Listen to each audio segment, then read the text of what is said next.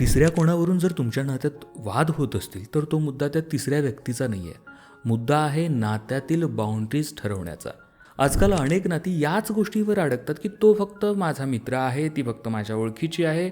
हे सांगताना आपण विसरतो की आपली लॉयल्टी ही आपल्या जोडीदारासोबत असते, ओळखींपेक्षा जास्त. तुमच्या जोडीदाराला जर एखाद्याशी बोलणं खटकत असेल तर प्रत्येक वेळी त्याच्या भावना चुकीच्याच नसतात बरं का. त्याला इन्सिक्युरिटी वाटणं म्हणजे तो तुमच्यावर अविश्वास दाखवतोय असं अजिबात नाही.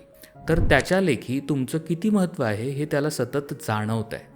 म्हणून बऱ्याच वेळ आपण असं बोलतो की माझं स्वतंत्र अस्तित्व आहे, माझ्यावर कंट्रोल ठेवू नकोस, सगळं मान्य, पण तुमचं प्रेम आहे ना, तर थोडीशी मोकळीक त्याच्या मनाला हवी असते. तुमचं वागणं सुरक्षित वाटेल अशी. तुमचं नातं आणि एकमेकांबाबतचा रिस्पेक्ट हे कुठल्याही ओळखीच्या व्यक्तीपेक्षा मोठं असायला हवं. तिसऱ्या कोणासाठी भांडण करायचं का, की आपलं नातं समजून घेऊन टिकवायचं? तुमचा जोडीदार जिथे अनकम्फर्टेबल फील करतोय तिथे तुमची प्राथमिकता स्पष्ट असली पाहिजे. ती व्यक्ती महत्त्वाची की हे नातं? तुमचा जोडीदार सगळ्यांबाबतच बोलत असेल तर चुकीचं आहे, पण तो कोणा एका थर्ड पर्सनबाबत बोलत असेल तर प्रायोरिटी तुमच्या नात्याला द्या, ना की त्या तिसऱ्या व्यक्तीला. कारण एक चुकीचा डिसिजन तुमचं नातं उद्ध्वस्त करू शकतो आणि मग पश्चाताप करत बसण्याशिवाय काहीही उरत नाही.